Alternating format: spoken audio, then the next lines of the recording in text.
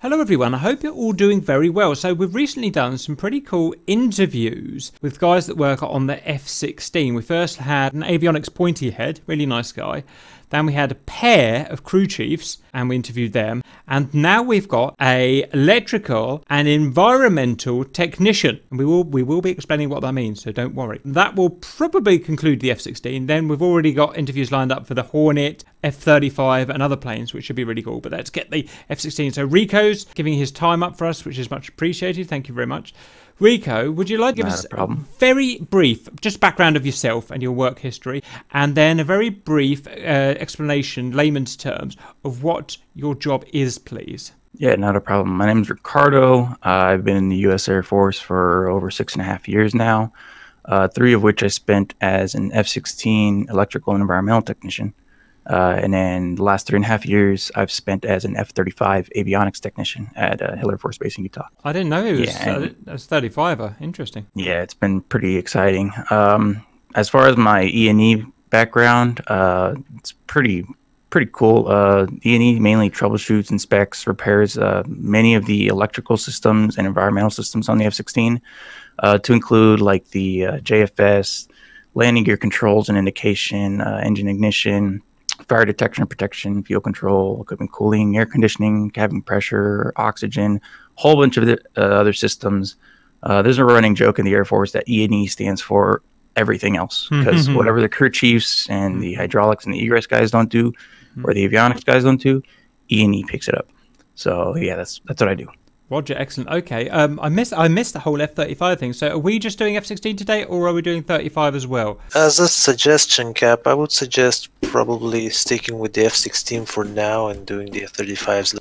That's a good idea. That's a good idea, because we don't actually have any F-35 questions for you, so it would be a bit stupid and sporadic. So maybe, if you're willing, we'll have you back another day for the F-35. And that'd be great. That wouldn't be a problem. Yeah, if you're willing and you got the time, sir. Wicked. Okay, guys, well, let's punch on with the questions. Now, these questions are from you guys, the viewers. We just open it up on our public announcements page. So they're not vetted. Some will be stupid, some will be thick, some will be smart, some will be clever, and we'll just go as we go. So, questions for the F-16 E&E Tech. And we've got some notes on the end there that we may or may want to read. So, is there a possibility to have a heated stick or throttle? Now, I assumed that was a joke, but is that, anyone take that seriously, or is it a serious thing? It would be fun if it was serious, though. Like if they really had heated stick. I'm assuming, I know I'm going to make myself look stupid as ever, but I'm assuming they're not heated, right? Correct. They're not heated. So the pilot already has his own temperature control for the cockpit, so he has the ability to change the temperature in the cockpit either as hot as he wants or as cold as he wants. So heated controls wouldn't really make much of a difference. And typically in colder climates, they also wear gloves. So I don't see there being a possibility or necessity for there being heated controls. Roger, there you go. That is a luxury that you'll only get in a Mercedes-Benz, although other automotive vehicles are available. 2, is the rooster tail hydraulically actuated or affected differently from the normal flight when the aircraft is landing? And I'm going to look like a dick as ever. Rooster tail, are we talking about the air brake? No, I think so. The way I understood the question, I think he's talking about the turkey feathers or the nozzle for the engine. Ah, right. Okay. Yeah, so I know what they're trying to talk about. So as you probably already know, the 16 uses 2 motors, the GE and the Pratt Whitney's. The GE's nozzles are hydraulically actuated, so they don't really make any noise when they're moving. However, the Pratt Whitney's have what's called a CENC, or Convergent Exhaust Nozzle Controller, that's pneumatically actuated. So when the nozzles are moving, they make a really high-pitched whine. So you'll probably see that if air shows or something.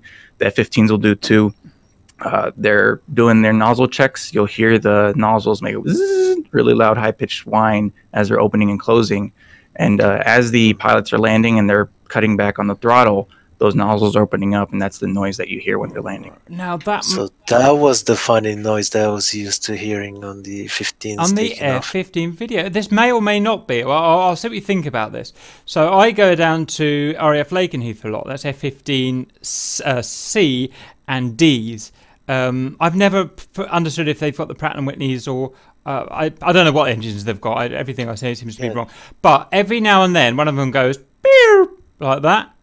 Yep, it's that's loud. the CENC. Yeah, is that the sound? Do you think what it is? Yeah, Yeah, so the 50% Right. right. the CENC uses a bleed air from the engine to move the nozzle, and then that noise you hear is that excess air being exhausted out of the nozzle somewhere on the engine. Right. So that's that noise that you hear. So we're literally only into question 2, and already the biggest like mystery in my life has been cleared up.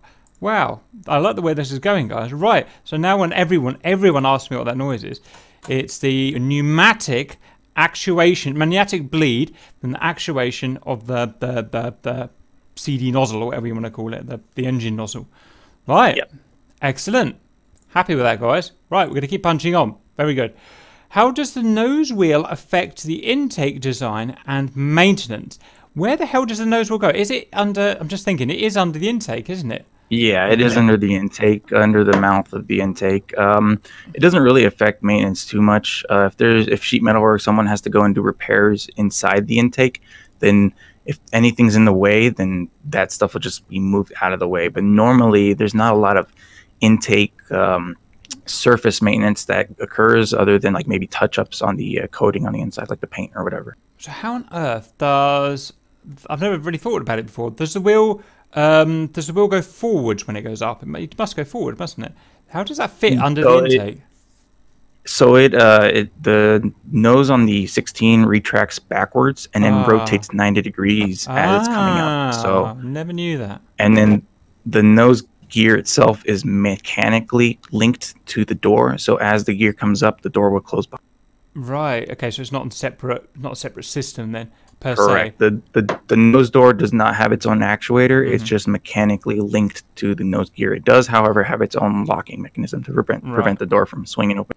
Well, you've just kind of reduced failability by 50% there, haven't you? By not having a separate system. Right. 4. What are the more technical differences between the F-16 and the F-2 beyond performance on paper? F-2, anyone? Am I? So I think they're talking about the Mitsubishi F2, the Japanese use. Yeah.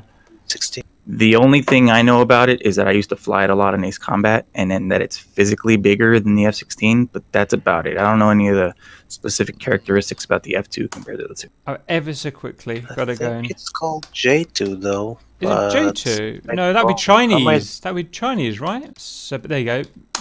Mitsubishi F2. I've heard about it. It is an F-16 look. So yeah, so for what I understand and what I've read is that it's dimensionally similar to the F-16, minus a few changes that the Japanese did to it. It's slightly bigger, slightly longer, carries different loadouts. I think it carries more fuel too, but that's about all I know about it. I've never worked on the F2, and I've only flown it in Ace Combat. If you go on Wikipedia, you've got the block, the F-16C Block 40 versus the F-2A, kind of like overlaid on top of each other, and yeah, the F-2 is substantially larger for whatever reason, load carrying, whatever. So kind of a sort of copied F-16 but changed. So okay, anyway, very good. You know what? I love these things because I learned so much about stuff. Right, number 5, we're belting through. How often does the engine not start correctly? / what is the most common abnormal start, and how is it dealt with? I think the most common problem with starting the engine would be a JFS no start. It's actually pretty common. The JFS uses 2 hydraulic accumulators that are located somewhere on the underside of the belly of the F-16, and it uses that hydraulic pressure to spin up the JFS. So if there's not enough hydraulic pressure built up, it won't have enough pressure to spin up the JFS, and then the JFS just won't start. So there's 2 ways of remedying that. The first being not the easiest, the most complicated would be to hook up a hydraulic mule, which is just a cart that provides hydraulic pressure to the aircraft, to both A system, B system, and pressurize the accumulators that way. The more common method is the manual method. So in the left main landing gear bay, there's a little socket where you can attach a pump handle. And so you will go in there, attach the pump handle, and just start manually pumping up the JFS accumulators. That takes anywhere from 10 to 15 minutes, and it's very difficult to do. So a lot of times what we would do is tap each other out. So one of us would pump for 30 seconds and get tired and tap the next person and pump for another 30 seconds. until the JFS is able to start again. So it's physically hard labor then to get it. Right. Yeah. Right. Okay. Interesting. Anyone got any follow-up questions on that? Anyone? Not yet so far. Okay, let's answer the question. We like that. Number 6. Has the 16 ever had issues akin to the F-22 with blacking out pilots, OBOGs malfunctions? I've heard about this in the news. Apparently nothing official was found. To my knowledge, not that I can remember. I'm sure it has in the past. All the F-16s I worked on were Block 40s, so we used liquid oxygen as for pilot breathing oxygen, which has a little 5-liter cylinder that's located on the just in front of the right main landing gear bay, and that is what the pilot used to breathe, and that would usually provide enough oxygen for one whole sortie. I know the newer blocks use OBOGs, so I'm sure there has been issues, but if there has been, they've already been remedied. Roger. So, so you're saying that there is 2 methods: the 5-liter bottle in the kind of front gear bay, or OBOGs. So, can you explain roughly what OBOGs is? I'm aware it's a thing, and we manipulate it on our Hornet, but I don't actually know what it is. Like, kind of to the layman. Yeah, no problem. So the OBOG system uses this device that has some molecular filters inside of it that separate the oxygen in ambient air from everything else. So the nitrogen and argon, halon, whatever else is in the atmosphere. It's called like molecular sieve technology. That it extracts the oxygen and it provides that to the pilot for breathing. So it never runs out. Yeah. Whereas with the LOX, the liquid oxygen, you have a limit of how much LOX you can have. So the advantage of OBOGs is that it's maintenance free for the most part. You don't have to really maintain it as much, and that it's essentially unlimited. Whereas with the liquid oxygen, you have to deal with servicing the liquid oxygen before the flight, and then having the pilot know how much liquid oxygen he has to know if he's going to be able to have enough for the whole sortie. Oh, interesting. Guys, on our Block 50, have we got OBOGs or a cylinder? Do we know? To my knowledge, the Block 50s have OBOGs. I've never worked Block 50s, so I can't say for sure, but I know that the Block 40s for sure have the... Roger. I've done a whole video on the cockpit, but my brain is so mushed at the moment. Right. Okay, awesome, guys. Awesome. Excellent answer. Okay, let's carry on. Is the cockpit itself pressurized? And if so, why, given the oxygen mask? So yes, the cockpit is pressurized, much like many modern high-altitude aircraft. The main reason it's pressurized is for, one, the safety of the pilot and for pilot comfort. So the pressure in the cockpit has different, stages. So from sea level to about 8,000 feet MSL, the cockpit is essentially unpressurized. So it stays at the same pressure as whatever is outside the aircraft. And that's called the isobaric range, the unpressurized range. From 8,000 to approximately 23,000 feet, it's in the isobaric range, where the cockpit pressure will stay at a cabin altitude pressure of 8,000 feet. So even if the pilot is at 20,000 feet, in the cockpit, it'll feel like he's at 8,000 feet. And then from above 23,000 feet, it's in differential mode, where it'll maintain 5 psi above whatever the outside pressure is. That's the purpose of that, is to prevent the pilot from experiencing any hypoxic or physiological effects of the high altitude, and so that he can focus on doing his mission. And obviously, they're giving a pilot an oxygen mask because at higher altitudes, there's not enough oxygen in the air, where the air is thinner, for the pilot to be able to breathe outside of the cockpit, as you recently did in your video about hypoxia. Roger.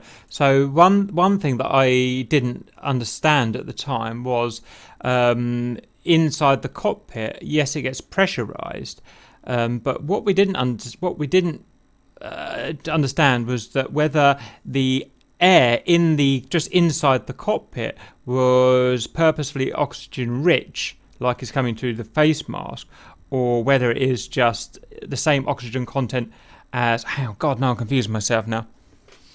Oh, I don't know whether to get started on this, guys. No, it's fine. I think I know where you're going with it. So the cockpit pressure is provided by bleed air from the engine. So in theory, I guess, the cockpit air has the same oxygen content as whatever's outside because it's Ambient, coming yeah. from the engine. Right. So that's the purpose also of providing an oxygen mask with either LOX or O-boxes so the pilot can breathe at those higher altitudes. At lower altitudes, since he's going to be lower in the atmosphere and there's more oxygen content outside, then he can breathe in the cockpit fine without the mask. Okay, fine, guys. Very good. Right. Number 8. What is the issue you see the most often, or is the most frustrating to deal with? I guess there's two separate questions there. Or what do you think? So I used one of the crew chiefs that you did a video on. I worked mainly phase, so I was in the hangar tearing F-16s apart, fixing and putting back together.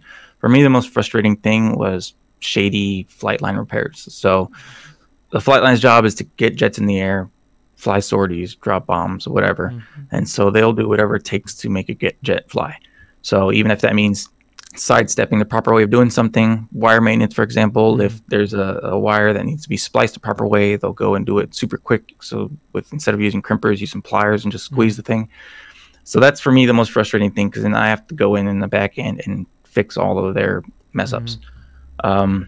As far as the issue I see most common, the F-16 is notorious for wire chafing. So all the harnesses are very tightly wrapped, and so during extreme G-forces, the entire aircraft is essentially shaking and rubbing the harnesses back and forth against bulkheads, other harnesses, and so that's my most common gripe about the 16 is that there's a lot of wire chafing issues, and that's what a majority of our phase inspections consist of, is inspecting wire harnesses for evidence of chafing and then dealing with it. Roger. We've heard that so many times now from guys in the F-16 field, wire chafing of the harnesses, and kind of my comment back again is always, surely it can't have been hard to solve by the builders. If it goes through a bulkhead, then put a rubber O-ring around the bulkhead or something. It's just, I guess it's not that easy. I'm just thinking from cars, obviously, which are very, very different, but.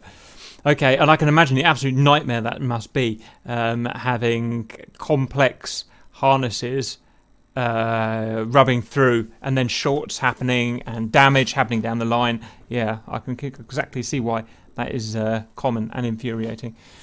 Yeah, and another big the reason why that's also a big deal is because flight control harnesses, for example, are not allowed to be spliced. Those have to be a single run from the flight control computer to the flight control surface.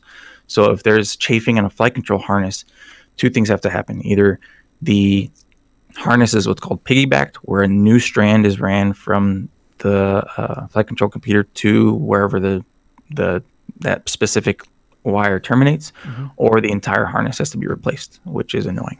Are the harnesses kind of plug and play, like do they have plugs on the end, or is it something? I mean, they must be, mustn't they?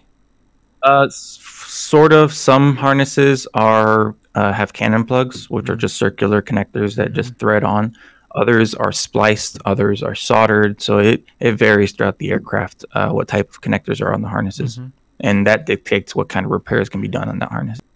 I do enjoy little bits of DIY electrics. Like I mess around with car harnesses and stuff like that, and strip them down and add things to them. But there's not the ones that I mess around with. The worst thing that could happen is your engine might cut out, and you might have to pull off to the side of the road. Whereas if you get yours wrong, then lots of money is wasted, lots of people die. So I don't think I want to do it as a job, if I'm honest. There's a lot more at stake with aircraft than there is with vehicles. Exactly. Okay, awesome. Right, let's punch on. Did you intend to end up in your current role? / how did you get there? So that's all about how people can get into your job if that's what they want to do. Yeah, so I actually wanted to join the Air Force right out of high school. And when I was in high school, I was in the JROTC program at my high school, and I loved it. I got to speak with a bunch of pilots and maintainers and recruiters about their experiences, and I felt like this was the right path for me. I'm also a very hands-on person like you, so I like to fix things and tinker with stuff. So I was lucky enough to score high enough on my aptitude test to be able to choose whatever job I wanted, essentially. And I chose E&E because reading the career field description. It kind of like aligned with my interests and stuff. So I was lucky enough to be able to choose my career. Others aren't so lucky. They go in general and then get thrown into a career field that they may or may not want to be in. So that was my path for joining the military. I kind of just sought it out. As far as like what experiences I've had and how did I get to where I am now, like I said, I was ENE for about 3 years, a little over 3 years. Right around my 3-year mark, I deployed overseas for 6 months, spent 6 months fixing other aircraft there, like B-1s, C-130s, KC-135s, whole bunch of aircraft. And then when I came back, I was given the option to cross-train to the F-35 as my unit was going to be phasing out the F-16s and bringing the F-35 in. So I decided to go that route, and I've enjoyed it since. I have no gripes about the F-35. I mean, I do, but, you know, I'm just going to keep them to myself. Given the option to cross-train back to 16s, I would, because I feel like working the 16s was more hands-on, more enjoyable for me. But I don't mind where I am right now in my career. And how old are you now? 25 years old. God, whippersnappers. These whippersnappers. The only bad... I love talking to you guys. The only bad thing is it makes me regret my life so much, because now some people know what they want to do. I had no idea what I wanted to do. And now I realise I never wanted to be a pilot. I would have never been a pilot for many reasons, but I would have loved to go and do what you guys, avionics guy, electrical guy, that would have been so perfect. But never mind. Never mind. I can just sit here and moan. Did you get end of show? Very good. What type of battery does the plane use? Now let's have a quick guess, because we did ask this to the avionics guy, and I think doesn't it use lead acid, or a 2 or 3 lead acid? Yes, it does use a single sealed lead acid battery, or slabs is what we call them, and then that battery provides 28 volts to the battery bus and the emergency bus to provide fill-in power for the flight control system. In the event of an emergency or generator failure. And it's actually located in the right main landing gear bay. It's mounted on the top of the right main landing gear bay. Roger. And the reason, because I said, well, how come they don't use lithium ion or something? But I think the reason is just the instability and danger of fire, I'm guessing. Because having a big lead ion acid battery must be awfully heavy, mustn't it? It's pretty heavy. I want to say it's about 30 pounds or so. It's not too bad, but I don't know why they didn't go with lithium, because the F-35 does use a lithium-ion battery. So I don't know why. I'm assuming it's just because that's the way it was designed, and that's the way it was designed, it was intended to work. So they don't want to change it. That's what I think is the reason. And I'm gonna eat up too much time here, but I was just thinking, because I was thinking about, because I was trying to make my car more lightweight, and I thought I could ship some kilos out of it by taking the lead acid out and putting the lithium ion in. But the problem is you can't do that, because lithium ion works on a completely different voltage kind of plane, if you like, and that's why. And the car, you'd have to convert everything in the car to work with the different voltages, and hence this carries over. You'd have to convert everything on the F-16 to work not 28 volts but 116 or 140 or whatever. So it's a completely different type. So you've got to build the plane around the battery.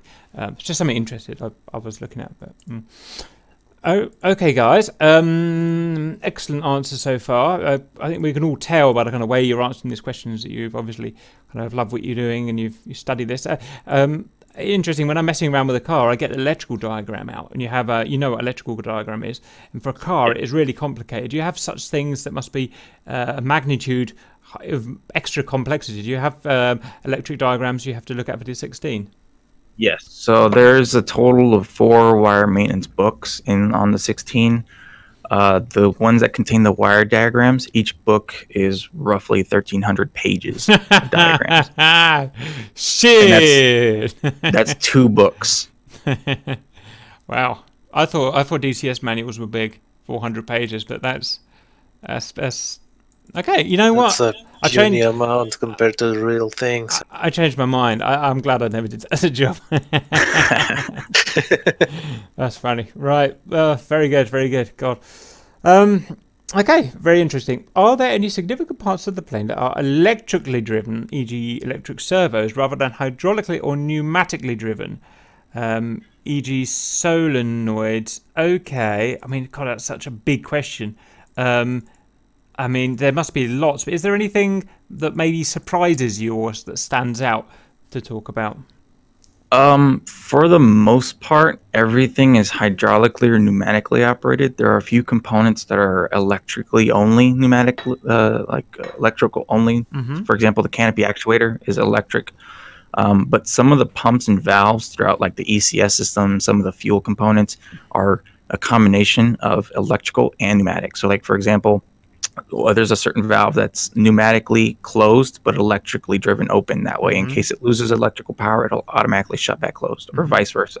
So, off the top of my head, the only electrically only actuators or servos or anything like that are mainly in the canopy, but for the most part, everything's either hydraulically, pneumatically, or a combination of both. Gotcha. Yeah, because I remember reading about the Tomcat hydraulic, the wing sweep hydraulic. And no, sorry, I'm going to scratch that. But my follow-up question was going to be, why do you think hydraulic is chosen over electric generally, from what I kind of heard you saying there, when surely hydraulic is older and there's so much more to go wrong with it? Or have I got that wrong, do you think? You're absolutely right, and that's the reason why it was chosen at the time, is because at the time that was the best, most reliable method of actuating those surfaces. For example, a lot of the newer aircrafts are all fly-by-wire, electrically driven flight surfaces. So electrical components nowadays are getting more reliable. That's why we see more electric cars on the road. So at the time, hydraulics were the best options, which is why we see so many of the older generation, fourth gen, etc., aircraft using hydraulically or pneumatically actuated components, because at the time, that's what was the most reliable. Roger. Yeah, that makes absolute sense. Right. Yep, that's fair enough. Yeah, so with time, the materials have become better in terms of Exactly, the materials have become better. The way they were manufactured, it was just so much better than what it was before. Wires aren't burning so much, electricity runs, so on and so forth. Okay, guys. I don't know if you have, if there's such a thing, but how many feet of wires in the plane? Is there a kind of show-off figure that we have? I wish I knew, but there is tons of wire. There's harnesses running all over the aircraft.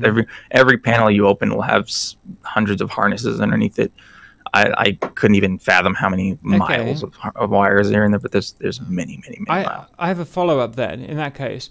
Something I've always thought. So in the A10C, for instance, in the A10, any of the variants, it gets hit by a manpad, and a bit of shrapnel from the manpad punctures a hydraulic line to whatever, not even necessarily a control surface, but to something. Well, that doesn't matter because you've got 3 or 4 redundants. If that piece of manpad shrapnel goes through a harness or a sub-harness, a relatively a small harness in the F-16 that does something, either, I can't think of any examples, something relatively important, are there backup harnesses, or is it one shot only? Do you only have a primary harness and that's it for the F-16? No, there's backups for most everything. I'll use the flight controls, for example. On your flight control panel, you have your A, B, C, D lights. Yeah. Those are your 4 flight control redundant systems, and each one of those harnesses runs through a separate part of the aircraft. So if the aircraft were to take battle damage on one side, you still have, one of those channels were to go down, you still have those other 3 channels running to their flight controls to pick up the slack, so to speak. That's pretty good then. That's make it pretty tough. Not tough literally, but tough to bring down by a bit of shrapnel or a bullet or whatever. So that's good. Very good. Does the plane have a general overall fire detection system, or is it specific to individual systems/components?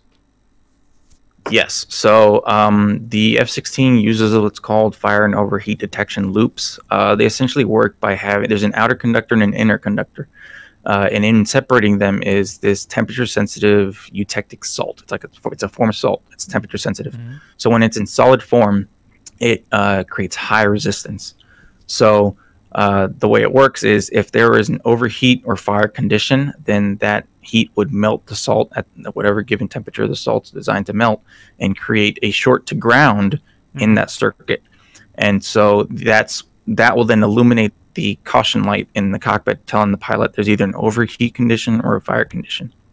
And that will depend based on where the harnesses are located. So there's harnesses running through the engine nacelle bay, through the JFS, through the EPU, running along the hot air ducts for the ECS system in the ECS bay, and then they run in pairs, so they're redundant, and so it prevents false positives. So if one loop is detecting heat and the other one isn't, then it's likely that that loop is faulty. Whereas if both are, then you probably have a problem.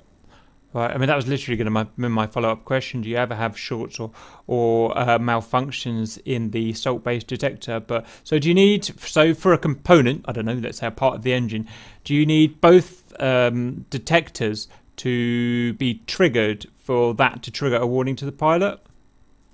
Or is it going to vary? One of them can, but when you have both both trip, I guess you could say, it gives the pilot a 100% positive indication that he does either have a fire or an overheat in either the engine or the bleeder system.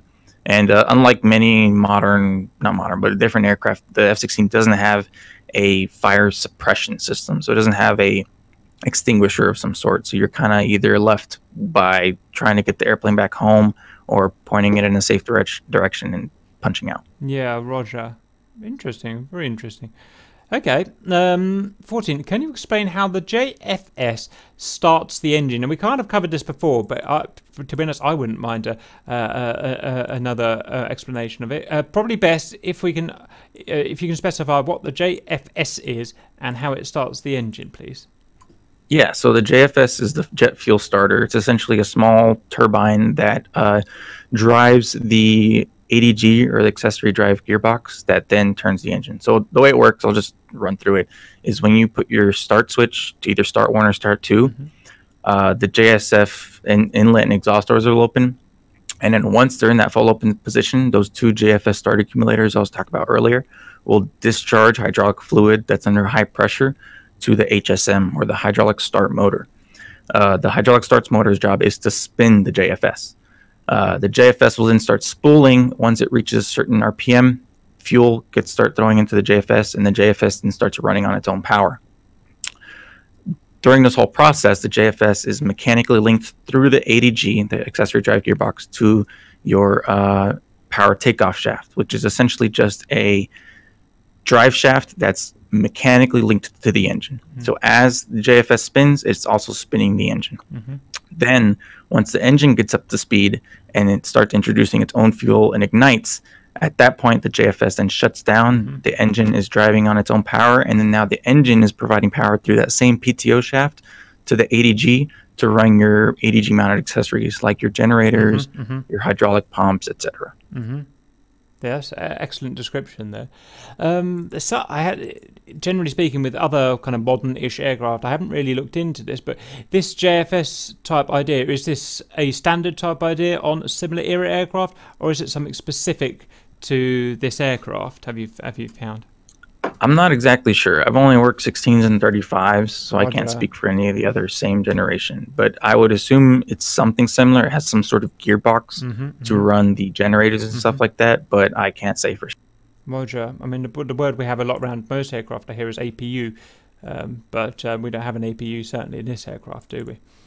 Right. The difference between the JFS and the APU is the APU can provide system power, and the aircraft can power on certain systems with the APU. Or in the case of the F-35, it's called an IPP. It's the same thing. Lockheed just wants to make it complicated. But the JFS cannot do that. The JFS purpose is strictly just to start. So if the JFS not, if the JFS is turning the ATG, the gearbox, can't that power the auxiliaries, the generator and whatnot, that way, or is it purely going to the to the engine shaft? The difference is that the JFS isn't spooling fast enough to generate enough torque or anything to run any of the accessories. Whereas once the engine is running, then that has enough torque to run the. Right. So what we could probably say is that an APU is probably a lot bigger, and more powerful there than a JFS. I would say so. It has more attachments, I guess you can call it, to run specific. Okay. Excellent. Brilliant.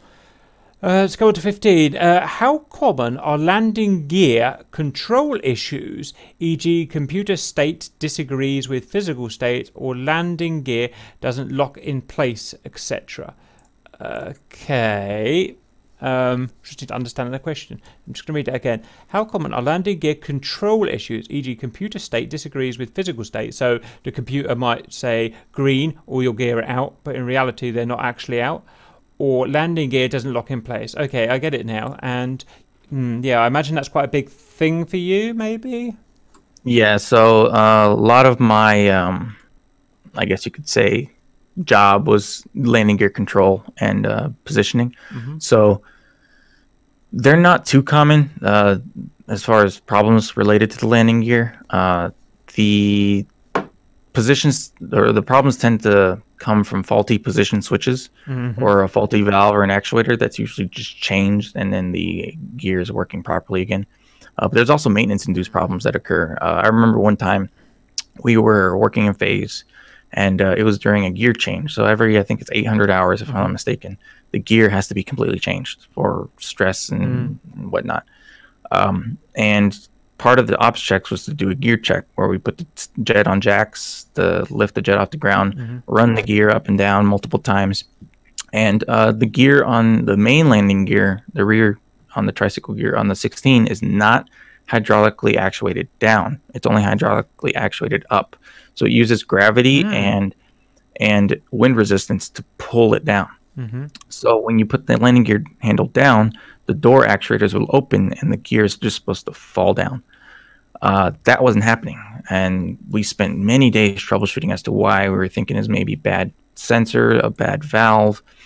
Turns out a crew chief was changing an oil filter or a hydraulic filter in the B system, somewhere in the B system, and he put the filter in backwards. And so that was preventing the hydraulic pressure from releasing on the retract actuators and allowing the gear to free fall. So that's actually possible. Yes, that we found that out too. We didn't think it was possible until it happened. And so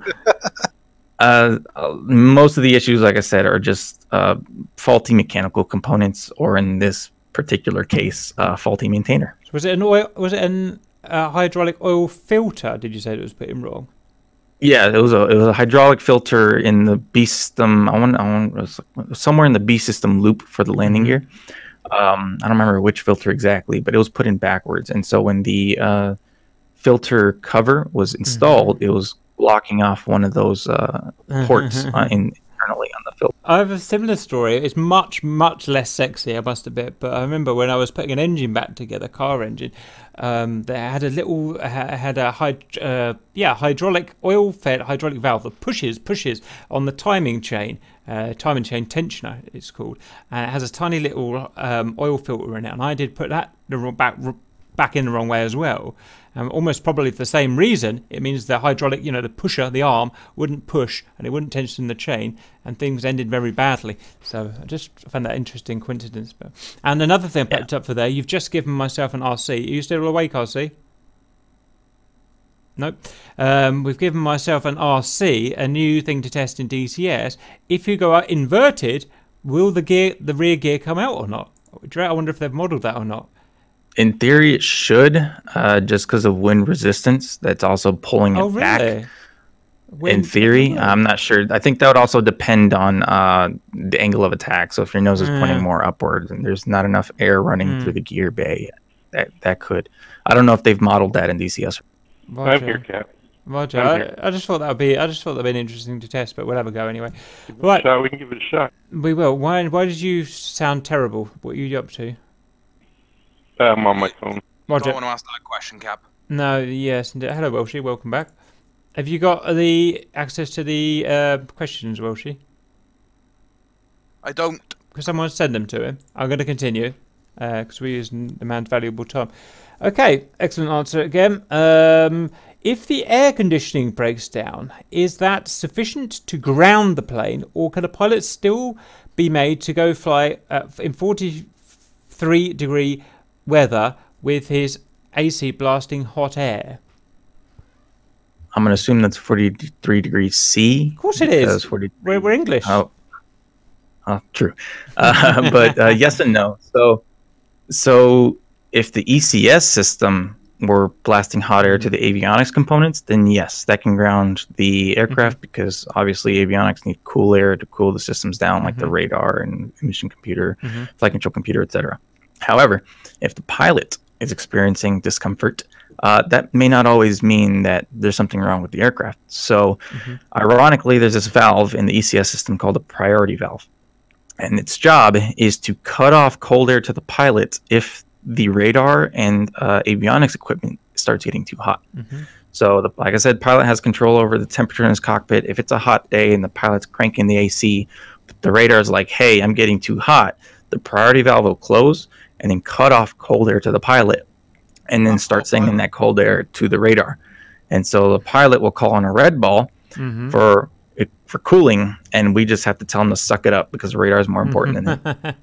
Okay, I mean that reminds me of a car the other way around. But if your engine's getting too hot, if it's overheating, first thing you do is you turn the AC, not the AC, but the heater on the car on inside to cook the human, but it allows the engine to cool down. So it's the other way around. But interesting, very interesting.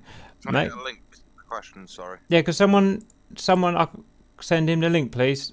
There's plenty of you there to do it, and you're all adults.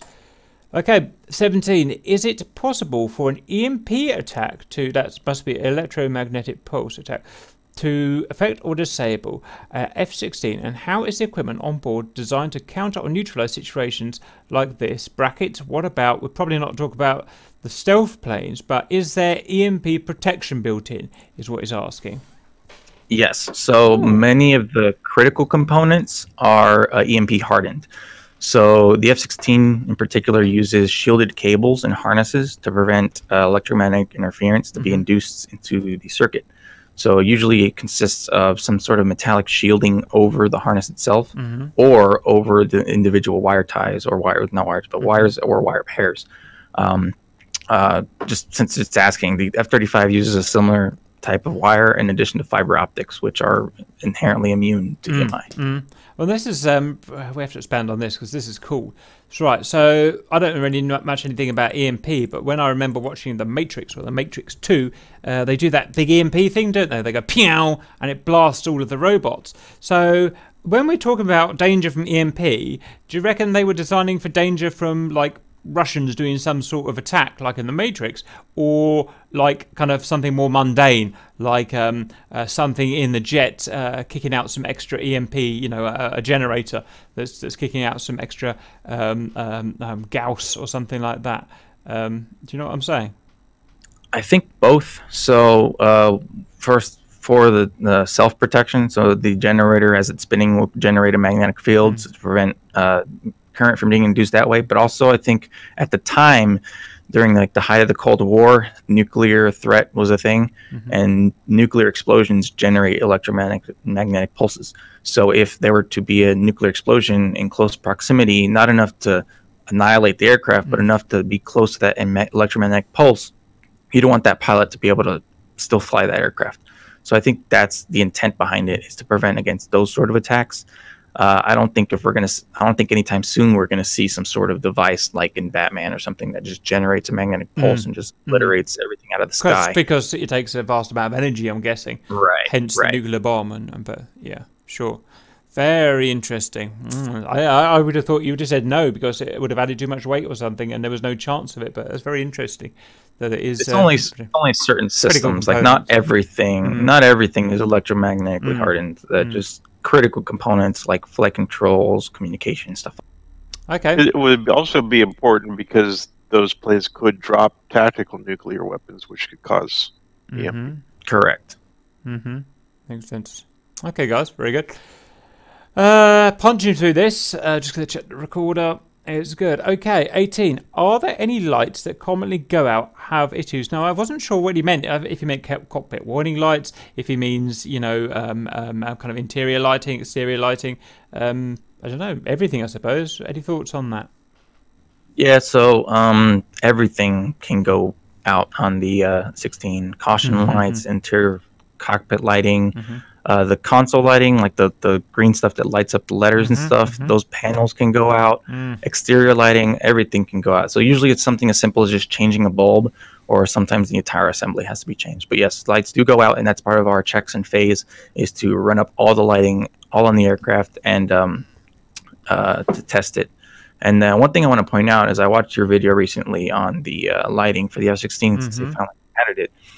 The covert modes on the exterior lighting are not mapped in DCS. So the covert lights are actually individual infrared LEDs that are mounted adjacent to the exterior lights. So in covert mode, from covert all, for example, all the lights, all visible lights will be shut off on the outside, and only the infrared LEDs will illuminate. And then the purpose of that is in nighttime for the pilots wearing night vision goggles to be able to see the infrared pulses of the position lights or in a collision light or whatever. So I just wanted to point that out, that it's not yet modeled, to my knowledge, in DCS. Has anyone actually tried that in DCS, night vision goggles with the coverts on? I mean, it doesn't say, in the manual, it says they don't do anything. It says it's suitable. Well, you know, it doesn't really, well, it doesn't specify, does it? But all right, well, that's something we'll have to check out. But that's it's really useful piece of information. So, so the pilots, so the flight members could see it, but Al Baghdadi and whatnot can't see it. So interesting. Right, very good, guys. A question I have. So back to cars. Cars used to be full of lights that had light bulbs in. And the thing about any light bulb is you can make them as reliable as you want, but they'll always go in the end. I don't know. Never really understood how they go, whether the thin piece of metal just finally burns away and overheats. The filament. So one day, so if you've got an old car like me, the constantly lights are going, like you said, like an aeroplane, you know, in the dash, those little lights, sublights or the headlights. But nowadays, in modern cars, they're replaced by things called LEDs, which are, as far as I can tell, basically infallible. I just can't get them to go wrong. I'm surprised there's not been, for something as important as a fighter, not been replaced by LEDs. Is everything literally just old filament bulb in an F-16? Yeah, for the most part. I know, at least when I was in phase, there was talk about some sort of upgrade coming down the line for LEDs, but I never got to see it. The F-35 uses LEDs for what it's worth, so LEDs are the new way forward, as far as I know. Yeah, because like I said, you can set them on fire. I melted LEDs before on a car by accident by pumping the voltage up too much, and they just sat there working, like melted to the car. It was like amazing. Okay, guys. I think it's a case of the old saying: "If it ain't broke, don't fix it." Yeah, that's probably a good idea to just leave it the way it is. All right, guys. It's up to us if you want to have a break or carry on. I'm happy to carry on. It's up to how are you feeling, Mr. Rico? I'm fine. I got all day. Okay, we're going to punch on, guys, because we're doing well. We know that the older fighter jet types have a canopy built on a heavy frame to resist forces, which the jet is subjected to in flight. How is the bubble canopy on the F-16 different to the old ones, and is it often replaced? So let me just get my layman's understanding. So an F-14 canopy has several bows on it to keep it rigid and whatnot. And the F-16, am I really a retard and haven't noticed this? Are you saying there's no bow on this thing? Correct. So the main canopy portion doesn't have a bow. The rear does. So there's like the canopy is in kind of two parts. The part that actually moves up and down on the ground to get in and out, and the rear part. So the rear part does have a bow, but the main canopy where the pilot's looking out does not. The really main advantage is visibility. And to my knowledge, there's let me backtrack a little bit. The D model does have a bow. So if you pull up an F-16D, that does have a bow in the center, because the bow is where the canopy actuator is attached to. Roger, I see that. But the C model does not. And to my knowledge, that doesn't affect structural integrity of the canopy. It just improves visibility. Could I have go ahead. a quick pop at a guess here?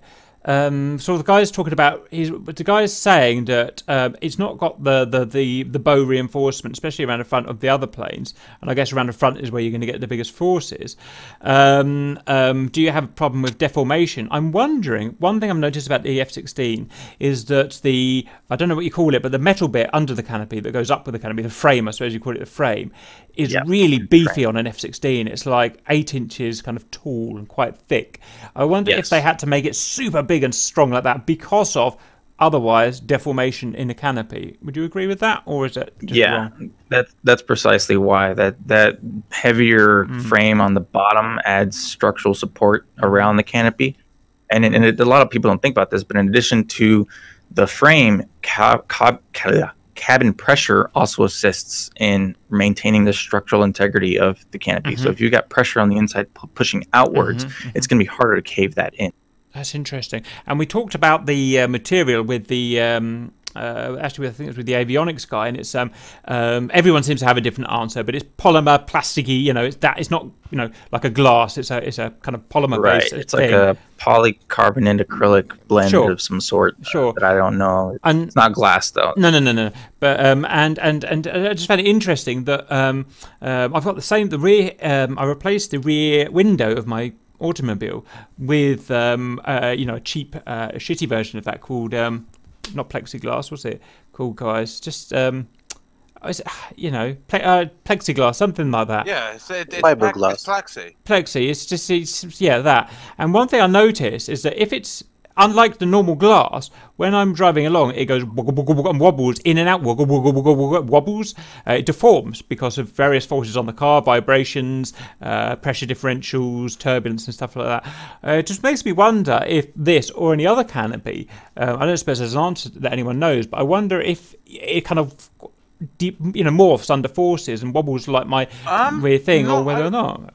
It's probably very thick, isn't it? I wouldn't say so personally, just because of, like you said, it's a lot more. It's a lot beefier and thicker. Right, it is a lot thicker. I know, like on smaller planes, like I've flown in Cessnas and Pipers and stuff like that have the same plasticky windscreen, and that does kind of sort of flex as you're flying. But the F-16 does not. It's just too beefy to do that. Roger. Yeah, sure. It's also engineered to death, so it's also it's also engineered for 9G as well, I suppose, or whatever the forces are that.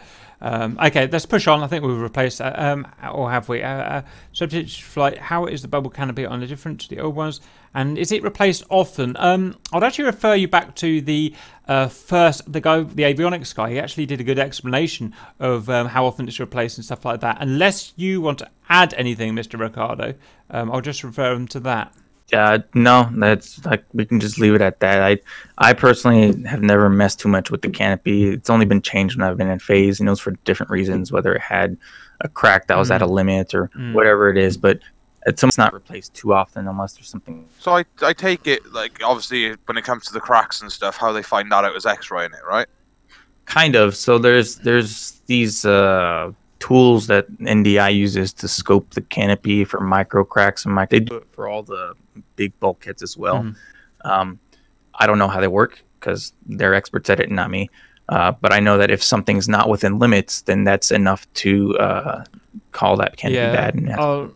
I'll cut that one off there, Welsh, because that was actually covered. The crew chiefs covered that quite thoroughly. Yeah, I missed that. Crack inspection resolution. So I'm going to leave that one for now. So what I should do in this video is I'll put link back to the other guys as well, just so you can watch through them all if you want, because it's very interesting. Please, that would be handy. Okay, anyway, we're going to push on. Is the F-16 fussy about the fuel quality? That's interesting.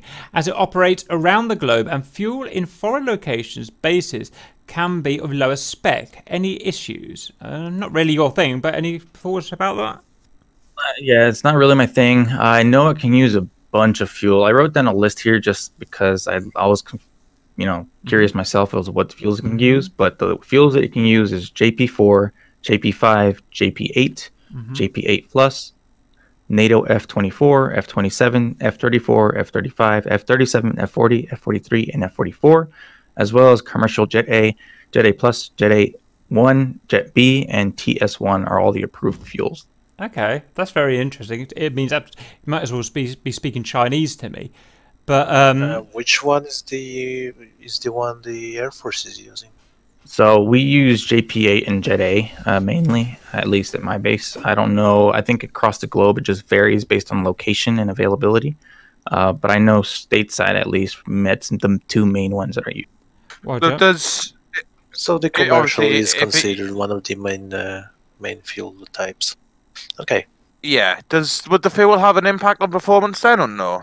It does. I know it's. I didn't want to go into too much because it was really complicated. But I know the flight manual says that if you're using these specific fuels, that these are the parameters that you must stay within. And if you're using these specific fuels, and it's super long, so I didn't want to go into it because I'd be talking for an hour. That kind of answers my kind of follow-up question. Again, I'd like to come from a layman's point of view. In my car, I have to have it's got a high-performance engine in it, so it has to have a certain what we call RON, RON, we call that in England.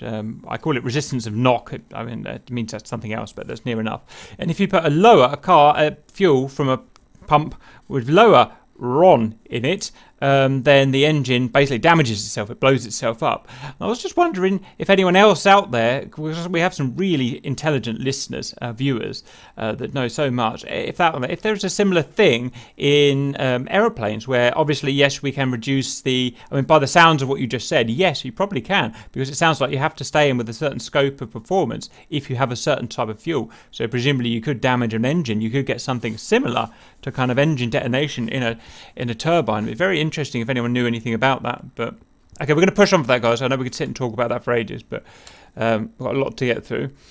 If the hydraulics lose functionality in flight, is it possible to open the gear bays and shake them out, or is there no system on the F-16C allowing to open the gear bay? Well, we've actually answered that because you literally do have to shake them out to go down, don't we? Yeah, so there's an alternate gear extension for the F-16 that's pneumatically operated. So if the hydraulics were to be lost entirely, then the pneumatic system will blow open blow in the sense of like actual pressure, pressurize open the main landing gear doors, and then that will release the uplock hooks on the main landing gear, and the main landing gear will fall. The nose, however, is retracted backwards, so that nose actually has to be blown and extended fully forward and locked in against also the wind. With pneumatic, exactly against the wind with pneumatic pressure. So that's how there's a little cylinder that just holds pressure. That's its job. So if the gear were to fail, you blow the nose, the alternate gear, and then it blows down literally the nose gear and opens the doors for the main gear to free fall. These pneumatic backups, are they one use only and then replace the bottle? They're one use only and then repressurize the bottle. I know there's some valves or like rupture discs that need to be replaced in some of the systems, but the bottle doesn't have to be replaced. It just has to be repressured. Roger. Okay. Very good. Very good. How is the extreme weather reflecting on the systems and the preps for the mission the F-16 is taking on? E.g., Alaska versus the Middle East scenario, perhaps. So extreme cold, extreme heat, and maybe even sand and particles, maybe something like that. How does that reflect on the maintenance of the planes and operating them? It'll vary with location, like with any aircraft. Precautions are taken in at-risk conditions. Make sure the aircraft can operate in those conditions. Obviously, they can because they've been deployed in those locations. But like hot desert conditions, the equipment cooling becomes an issue because the hotter climate, less cooling available. Your avionics systems start heating up, so that becomes an issue, as well as in sandy environments, sand ingress into nooks and crannies of the aircraft. The engine, not so much. Like the crew chief was saying, the GEs especially are really robust, so they can take a beating of sand, not a problem. But and then vice versa, the colder climates, ice becomes an issue. Since the intake sits so low to the ground, you run the risk of ice buildup on the ground getting sucked into the engine, and those large chunks can damage the blades of the engine. So it just depends on location. But they are multi-weather, multi-purpose aircraft, and that's what they're designed to do, so they can take it. That's the key thing I was going to point out. Obviously, when you design a new Mercedes car or something, they design it to operate, minus 40 to plus 50 or whatever. They test it in those areas, and then obviously the same thing's done with an aeroplane, probably to a larger extent. So it makes sense, doesn't it? Okay. F-16 has relaxed static stability. I have no idea what that is. RSS. This causes the aircraft to be inherently unstable, and RSS is corrected for by the onboard computer in real time as part of the fly-by-wire. In the event of loss of hydraulic power, the ailerons cannot be operated. The onboard computer avionics will also fail if there is no power. The EPU, emergency power unit, will kick in, but it takes some seconds. During this critical window, what allows the F-16 to remain in stable flight in the context of RSS? So we're talking about that stage between when we've lost power and before the EPU is fully online. Does the pilot just go out of control, or if we got some backup? No, we do have backup. I kind of dived into it earlier. The battery will provide emergency backup to the flight control systems for as long as it needs to, or until the battery runs out. So with the EPU in the norm position, it'll automatically kick on the second it detects that it lost either electrical power from both generators or hydraulic power from both hydraulic pumps. So it's almost instant. So there wouldn't really be a very large window, and even if there was, that battery is still providing power to the flight control computer and allowing the pilot to maintain control of the aircraft. As far as hydraulic pressure, there's still rotational energy in the engine. So even if the hydraulic pumps were to go out, inertia would still keep some sort of hydraulic pressure in the lines to allow the pilot to maintain control. Good answer. Nice, very nice. Okay. 24. Regards to the flight controls in the F-16, I see often the word wraparound. For example, rudder coil wraparound, IBU pitch wraparound, IBU lateral wraparound, or AMUX bus. Can you please explain this? No idea what he's talking about. What do you think? I'm gonna be honest, I don't know either. I had to look this one up. The only thing I found was some NASA documents talking about signal integrity circuits, which I have no clue anything about. Those are all discrete signals, so I don't really mess with those. I didn't mess with those on the 16. The only thing I can compare that to is the F-35, and the F-35 just uses sensors and feedback circuits to the computer to detect whether or not the flight control surfaces are doing what the computer wants them to do. So I don't really know how to dive into this one because I don't exactly know what he's talking about. Roger. To be honest, that I could already tell that is just way above my IQ. I have no idea what he's talking about, but maybe we'll follow that up at some point. But okay, that's a bit too smart for us. 25. Does the EPU on the F-16 need to be manually extinguished after an emergency landing? As I understand, it runs on hydrogen, or as I'm wrong? Just let me guess first. It just burns itself out like a rocket and then that's it? Or what do you think? Both. So the EPU is run off of two systems. It's run off the hydrazine, which I know we dived into it, or you guys dived into it last few videos, but it's an ammonia type blend. It's a form of ammonia that is very unstable. And the EPU also runs off of engine bleed air. So to start the EPU, it will initially use hydrazine to spool the. So the hydrazine goes through this catalyst bed. Think of it kind of like your catalytic converter in your car. It's got a bunch of rare metals in there that react with the hydrazine and cause it to rapidly evaporate. That rapid evaporation will spin a turbine in the EPU. That will then turn an emergency generator and an emergency hydraulic pump. That initial pulse of hydrazine is enough to get that thing spooling. Once that thing is spooling, engine bleed air will then take over and spool that turbine.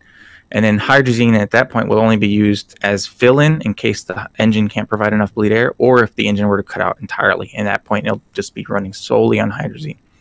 And then the pilot can manually shut off the EPU. So if you look on the switch guard for the EPU switch, it's guarded in the middle position to prevent the pilot from either turning it on the ground on accident or in flight accidentally turning it off.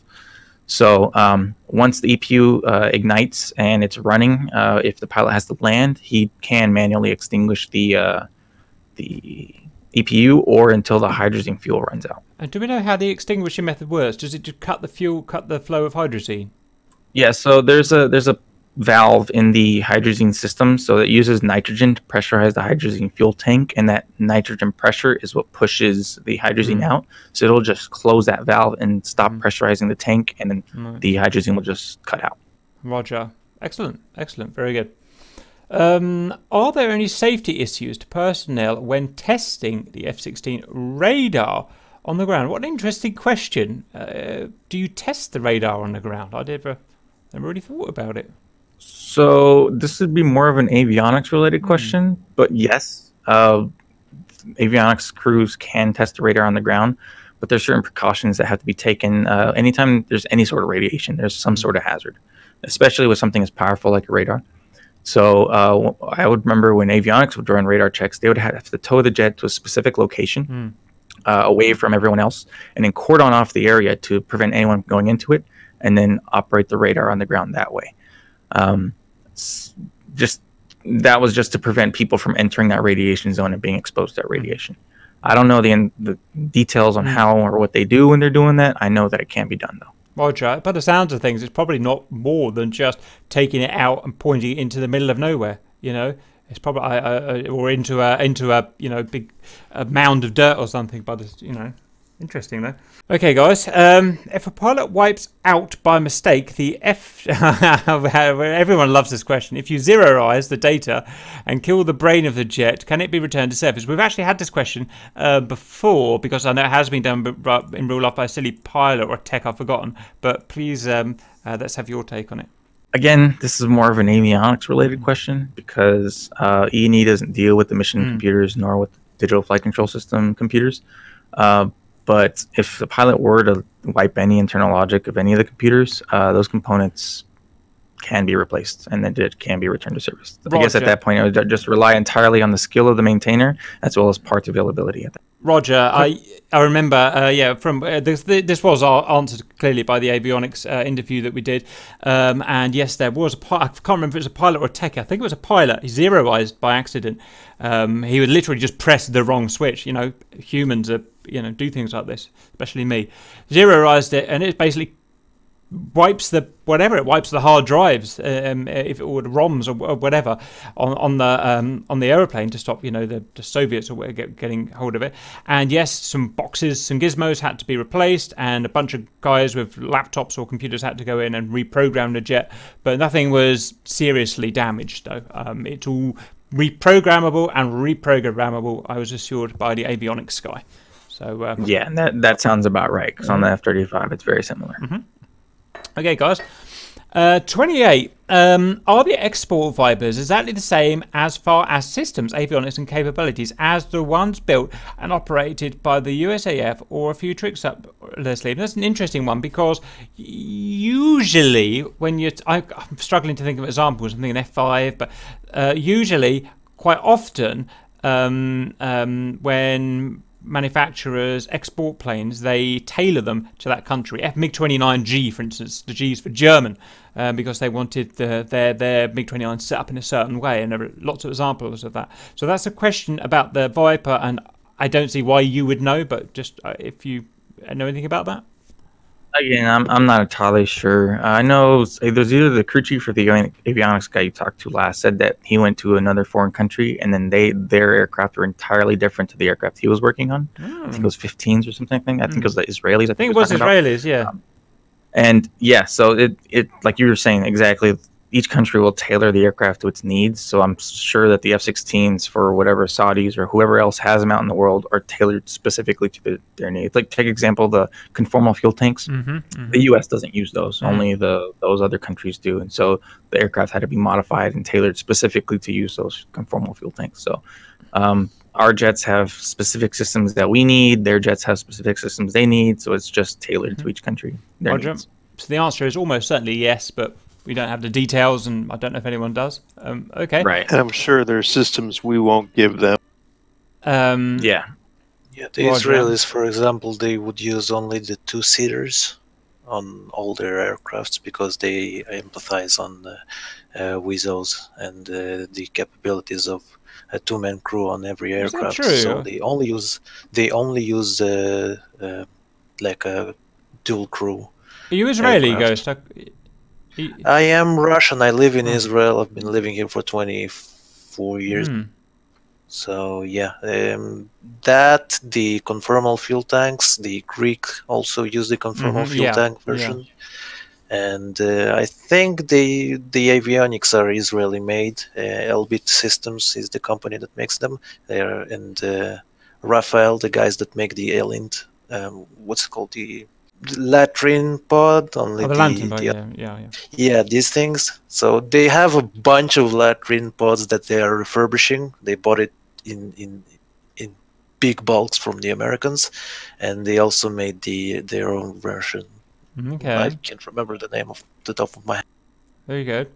I know for a fact that the British have done very similar stuff with the F-35. We've brought them in from the States, and as soon as we got hold of them, they went into BAE to get custom retro, to get refitted and everything for our standards. Yeah. Yeah, that makes sense. Okay, guys, let's punch on. How does F-16 beat F-18 in acceleration? Kinetics. It's a really hard question actually to answer because there's so many parameters. So I'm assuming we're talking about an F-16C and an F-A-18C for a start, and I assume we'll be talking about the same equivalent fuel load or the same actual fuel load and the same payload and so on. So almost certainly there isn't. Is there an answer that you're aware of before I give my answer? I mean, simply just wait. And like you were saying, it depends on the fuel load. It depends on the payload. So if you were to take a slick F-16 with 26,000 pounds of fuel and a slick Hornet with 37,000 pounds of fuel, which is what the max internally can each carry, you would still be greater power to weight ratio with the F-16 than the F-18. And so, like, it just depends strictly. On the parameters. I would agree. Now, what we do is every time a new plane comes out in DTS, we drag race it against all of the others. I know it's not perfectly empirical. Actually, it is perfectly empirical because we do a drag race where we all go together. And then what I do is I go back and do just a race on my own, and I time it, up to in milliseconds from a certain speed to a certain speed. So it is pretty much empirical. And ED won't let me. It's getting quite heated at the moment. ED won't let me test the F-16 yet.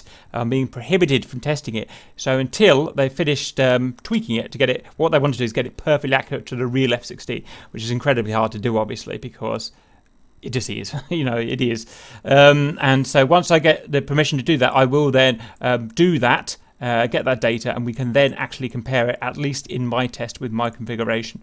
And I'm pretty sure the F-16 is going to win just by the numbers, weight, drag coefficient, and thrust, at least static thrust. It should beat it, but we'll see, guys. We'll see. It's a rocket ship. Could the I don't think so. Okay, let's not dwell on it, guys, because we will get it done. Could the F-16 outperform anything like the F-18, F-35, F-22? I mean, it's a bit of a dodgy question. What does it mean? Outperform could mean anything. Turn, climb, acceleration, speed. It's an invalid question. It depends on the context. Like you said, it could be kinematics. It could be what type of mission it's doing, and that would just depend on the situation. For example, in BVR, obviously the F-22 and F-35 would dominate because of stealth and advanced sensors. But in ground attack, the F-16 will narrowly maybe edge out the F-22, because F-22 doesn't have as good as a air-to-ground configuration as the F-35. So in dogfighting, it can just depend on a whole bunch of different parameters. So I don't really know how to answer that. The problem is they're not all doing the same thing. If they were all drag racing cars, like you're going to see drag racing cars, that has one job, and that is to go from 0 to 300 miles an hour as quickly as possible. That's all it does, and you can compare those drag cars.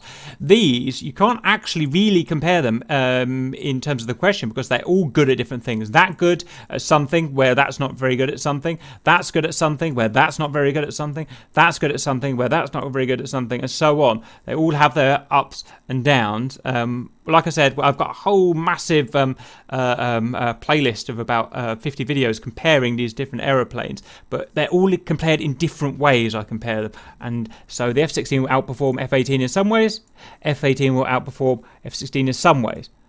So that's the unfortunate chicken answer we have to give, I'm afraid. Yeah. Okay, guys. How much work is involved in phase maintenance for E&E on the F-16? Meaning CB panels, LRUs, power, and load centers. That might as well be Chinese for me. You best explain what those things are, and then answer the question, please. Yeah, so this is a perfect question for me because this is what I did. I worked phase. And so phase inspections are done roughly every 400 plus or minus 20 flight hours. And then what we would do is just open up almost every single panel and door on the plane. There was like about 130 panels, doors, fairings, etc. And then a majority, at least for me, involved inspecting wire harnesses for evidence of that notorious chafing. We would have work cards that told us to look in specific locations or zones, as we called them, for specific components, anything that we needed to be repaired or replaced. We would do a whole bunch of operational checkouts of all the systems that we are associated with, for example, the EPU, the fire protection system, power generation, landing gear, nozzle steering, oxygen, etc. So there's a lot involved in phase and a lot of checks that we would do. A typical phase would run between 2.5 weeks per aircraft, and we can have up to about 4 aircraft at a time. So it would just depend. Each one would be a little bit different. Phase would also do TCTOs, or time compliance technical orders. Basically, the engineers back at Lockheed say, hey, this part needs to be changed because we put a better one out, or this part needs to be changed because it's been having problems across other units or whatever. And so we fix those, or OTIs, which are one-time inspections for something. For example, if an F-15 were to go down somewhere else in the other world and it was because of this part that failed, then we would inspect that part to make sure our parts are within spec. Also, we would work deferred discrepancies. So whatever the flight line couldn't repair, minor small things or more in-depth things, we would repair. So if they had lights that were out, flight line's not going to bother changing 1 or 2 floodlights in the cockpit because they have other things to do. So we would just pick up the jobs that they couldn't do. Roger. Excellent. Okay. 32. What is your favourite Red Bull story that you have ever been involved in or heard of? So you best explain Red Bull and then what you think your answer is. So, like at the note at the top, a red ball is just when a pilot has a problem while he's in the seat, he's ready to go taxi, take off. It just depends on what the red ball is, what we would do. But one of my favorite ones is one time we were, this is an F-35 red ball, but I'm sure it pertains to any other aircraft. We called out for red ball. The pilot was having comm issues. He was trying to get in touch with the ground to taxi out, and he wasn't getting any responses. He can hear them, no responses, nothing. And so we were troubleshooting it, cycling different components to see if that would fix it. And then off the top of my head, I was like, is your comm muted? And he's like, no. And he goes to check, and then he was kind of silent. And he's like, all right, I'm good. And so we spent maybe 5 minutes troubleshooting a problem that just happened to be the pilot muted his mic. Was talking into nothing. Get them and do them. I was going to say that is very GR, isn't it? That's right. Okay, very good. Okay, have you ever used LOX? Not sure what LOX is. I'm guessing it's liquid oxygen. Yep, must be that. Slash OBOGs, which we've discovered is the filtration method, sieve method. Air to cure a hangover. If you haven't tried it, works great. So, okay, so they're saying that increased oxygen in the blood cures a hangover? Question mark. Yeah, it does. Yes. Really? I go to a festival every year, Cap, and a lot of drinking, a lot of stuff involved, and they have oxygen tents there. Wow. So I've gone to them usually every morning. It clears you up right away. Wow, that's yep. Now, interesting thing about that is that I have a weird just life history, and a couple of years ago, I used to go to the bellows. I think it was called the bellows tank. So if you were a deep sea diver, you would go down, okay, and then you would come up. And because of nitrogen bubbles in the blood or something, you would get the bends. So what you'd have to do is decompress. You go in the bellows chamber, which was pressurized to so many psi, and it would very slowly ease the pressure off, and it would stop them getting the bends. Okay. Now I used to go in one of those. First of all, to help trying to cure my chronic pain disease, and then for my cancer. And what it does, we use it differently. What we do is you put you in there, and then they pressurize the shit out of it. Like they're putting us up to like 3 bar of pressure, 4 bar of pressure, and you literally get squeezed by the pressure of it, and increase the oxygen to almost pure oxygen. It was a real fire risk. I'm amazed they're allowed to do it. And the idea is it literally squeezes oxygen into the blood to horrendously high levels, and it just made me think of that. It was very interesting. And hyperbaric chamber, yeah. Guys, And over a few months, you have to work your way up to the highest pressure. And tip, if anyone's ever going to do that, because you might just do it for general, low-grade illness or something, make sure you go to the toilet before you do it. Because you can pretty imagine where that's going. That comes right out of you, and there's no stopping it. So it's a little bit silly. It's right, because you hangover. All right then. Okay, fine. Last one. We pumped through it. 2 hours, but it's good. It was worth doing. Is the voice commands an option on the jets like is the voice commands? I don't know, get that. And what can you control if so? Or is it just Cap and Amy romance? What the fuck? Who added this? I don't understand. I think that question is just for you, Cap. Right. Is the voice commands right, because I have the voice commands with Amy.